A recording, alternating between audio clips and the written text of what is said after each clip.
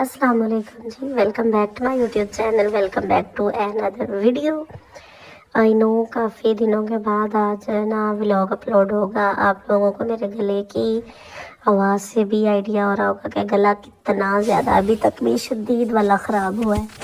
एक तो मौसम सारा इतना चेंज है ना कि समझ ही नहीं आती कि ना कुछ खाने को दिल कर रहा है, ना कुछ पीने को दिल कर रहा है। बंदा बिस्तर में बैठा है लेकिन फिर भी ना सर्दी जो है ना वो अपना रूप दिखाई जा रही है।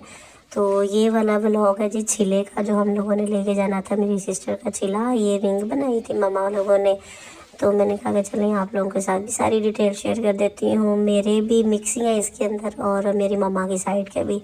ये मेरी साइड और मेरी मम्मा की साइड के कपड़े थे जो आज हम लोग लेके जा रहे हैं अपनी सिस्टर के घर।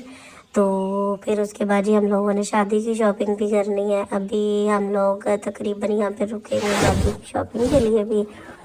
तो जो 2-3 काम होंगे वो हमने सारे एक साथ ही करने हैं अब, क्योंकि शादी में भी टाइम थोड़ा है। तो यहाँ पर जी हमारा वेलकम हो रहा था उनके घर।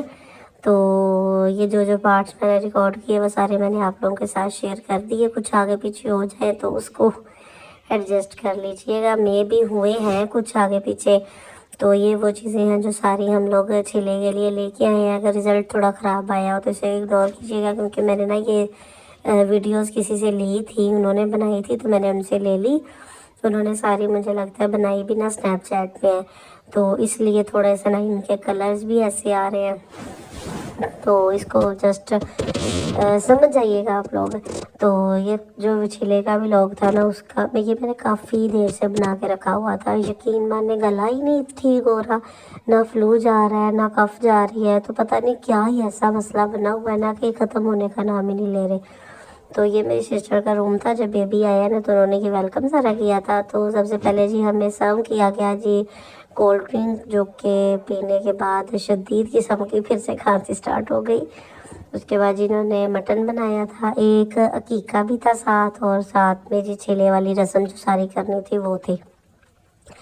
तो ये खाना था, मटन बना हुआ था, साथ में नान थे, रोटी थी।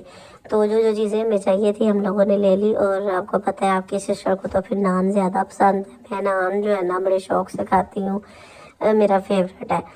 उसके बाद जी फिर मेरी अम्मी लोगों ने रस्म वगैरह की, अंगूठी पहनानी थी बेबी को, वो पहनाई। और जो जो बाद में कपड़े शपड़े देने थे वो दिए। और आप लोग बताएं, आप लोग बचे हैं सर्दी से या नहीं? और मुझे ये भी बताएं, जब आप लोग छिला लेके जाते हैं तो आप लोग क्या करते हो? ऐसे ही लेके जाते हो जैसे हम लेके जाते हैं, या फिर कुछ चेंजिंग होती है आप लोगों की भी? तो बस यही है कि जो जो चीज़ें हम लोगों ने ली थी वो सारी हम लोगों ने फिर दे के आनी थी अपनी सिस्टर के घर। और टाइम शॉर्ट होता है, लेकिन जब हम लोग गाँव जाते हैं ना टाइम तो हमारे पास कम होता है, लेकिन काम हमारे बड़े ज़्यादा होते हैं। तो ये ले जी, मैंने ये नहीं है कि फेस भी नहीं दिखाया, ये वो मैंने फेस भी दिखा दिया। और ये रिंग पहनाई थी मेरी अम्मी ने, तो मैंने वो भी दिखा दिया, आप लोगों के साथ शेयर कर दी है। माशाल्लाह लाजमी बोलिएगा बेबी को देख के, और सारी चीज़ों को देख के माशाल्लाह लाजमी बोला करें, क्योंकि नज़र लग जाती है, क्योंकि नज़र इज़ रियल। तो लाजमी बोल दीजिएगा माशाल्लाह माशाल्लाह माशाल्लाह माशाल्लाह। मैं खुद भी बोल देती हूँ, ऐसे नज़र नहीं लगती बच्चों को। और आप लोग बताएं, आप लोगों के यहाँ जब छिला जाता है तो आप लोग क्या क्या होता है आप लोगों के यहाँ? मुझे कमेंट करके लाजमी बताइएगा। और चैनल पे नए हैं तो चैनल को सब्सक्राइब कीजिएगा, वीडियो को लाइक शेयर कमेंट लाजमी किया करें। मेरी इंस्टाग्राम की आईडी है उसको भी लाजमी फॉलो करें। तो यहाँ पे सारी रस्में वगैरह खाना शाना भी खा लिया था। तो मैंने कहा कि चले, अभी बाद में सब ने पैसे वगैरह भी देने थे। अम्मी लोग बना के नहीं लेके आए थे ना वो जो होता है घी में, तो अम्मी लोगों ने फिर पैसे दे दिए कि अपनी पसंद की जो चीज़ लेनी हो साथ वो ले लेना। और बाकी सारी चीज़ें तो आप लोगों को ऑब्वियसली मैंने खुद ही दिखा दी हैं। मैंने कहा कि क्या ही अब सेपरेट सेपरेट सारी चीज़ें जैसे जैसे मुझे समझ आती गई है मैंने वो सारी चीज़ें आप लोगों के साथ शेयर कर दी। ये सारा जो है ना छिले के जो लवाजमात थे वो थे, यानी कि कपड़े शपड़े जो जो चीज़ें थी वो थी।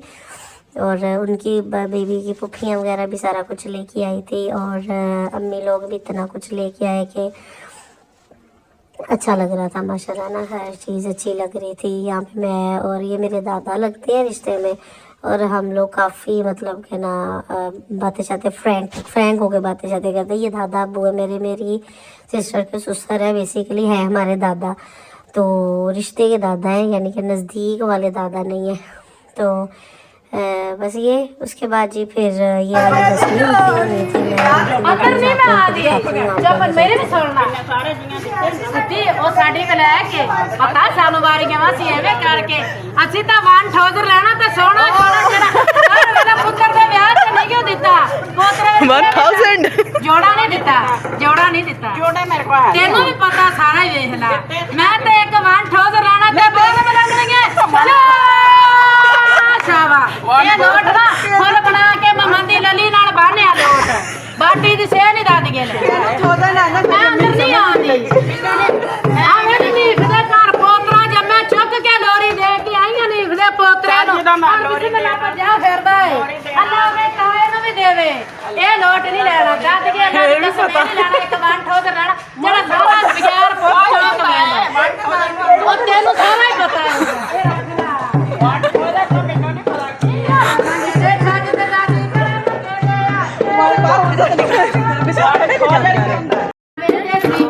ਪੁੱਤਰ ਜਮਿਆ ਤੇ ਵੇੜੇ ਲੋ ਮਜ਼ਾ ਆਇਆ ਲਾੜਾ ਨਹੀਂ ਕੋਈ ਖੜਾ ਬਾਜ਼ਾਰੋਂ ਫੁੱਲਾਂ ਦਾ ਸ਼ੌਕੀ ਗਾ ਲੋਟਾ ਦਾ ਹਾਰ ਹੋਵੇ ਤੇ ਫੁੱਲਾਂ ਦਾ ਸ਼ੌਕੀ ਗਾ ਲੋਟਾ ਦਾ ਅੱਲਾ ਜਿਵੇਂ ਫੁੱਫੀਆਂ ਮਾਸੀਆਂ ਤਾਈਆਂ ਚਾਚੀਆਂ ਨੀ ਹੱਥ ਤੇਰੇ ਚ ਤੇਲ ਤਾਈ ਚਾਚੀ ਨਿਵਾਰੀ ਵੇਲ ਕਾਕਾ ਜੰਮਿਆ ਬੱਬਰ ਸ਼ੇਰ ਉਹਦੀ ਆਵੇ ਸੋਹਣੀ ਵੇਲ ਨਿੱਕੇ ਰਾਇਆ ਪਾਣੀ ਉਹਨੂੰ ਰੰਗੇ ਅੱਲਾ ਦਾ ਲੱਭਾ ਪੁੱਤਰ ਅੱਲਾ ਕੋਲੋਂ ਲੱਭਾ ਇਹ ਕਿਉਂ ਨੀ ਵੇਲਾ ਵਾਰੇ ਨਿੱਕੇ ਦਾ ਪਿਓ ਜਿਹੜਾ ਖਾਵੇ ਦੇਸੀ ਘਿਓ ਚਾਚਾ ਦੀ ਵੇ ਬੱਬਰ ਸ਼ੇਰ ਮਾਸ਼ਾਅੱਲਾ ਕੀ ਰੰਗ ਨੀ ਕਾਕੇ ਦੀ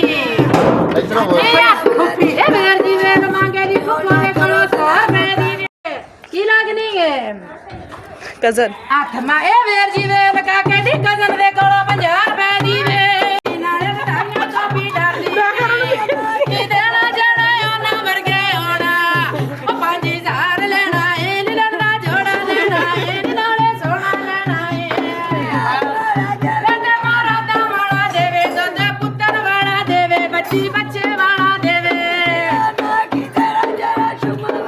ਉਹ ਵਾਰੀ ਲਿਖਣਾ ਨਹੀਂ ਅਚਾਰ ਦਾ ਰਹਿੰਦਾ ਕੱਟਿਆ ਗਿਆ ਯਾਰ ਬੜੇ ਖੋਤਰੀ ਲੈਂਦੀ ਉੱਤੇ ਬਾਈ ਚੜਨਾ ਮੁਹੰਮਦ ਵੇੜੇ ਆਵੜੇ ਵਧਾਈ ਨਾ ਜਾਵੀ ਫੁੱਲਣਾ ਫਿਰ ਉਦੋਂ ਉਹਨਾਂ ਦੀ ਜਦੋਂ ਲਾਹੌਰ ਦੇਵੇਗਾ ਤੇ ਫੁੱਲ ਕਰਾ ਕੇ ਦੇ ਦੀ ਲਲੀ ਨਾ ਲਾਉਣ ਦੇ ਇਹਦੇ ਇੱਕ ਬਾਲ ਖਾਂਦੀਆਂ ਸਾਰੇ ਲਗਾਣੀ ਅੱਜ ਇੱਥੋਂ ਵੀ ਲੈਣਾ ਆ ਦਾਦੀ ਦੀ ਗੋਦਰ ਨਾਲ ਨੋਟਾਂ ਦੀ ਭਰੀ ਹੋਈ ਹੈ ਇਹਨੇ ਮਜਾਈ ਜੋ ਤੇਨੇ ਲੈਨੇ ਉਹਨਾਂ ਨੇ ਨਿਪਟ ਗਏ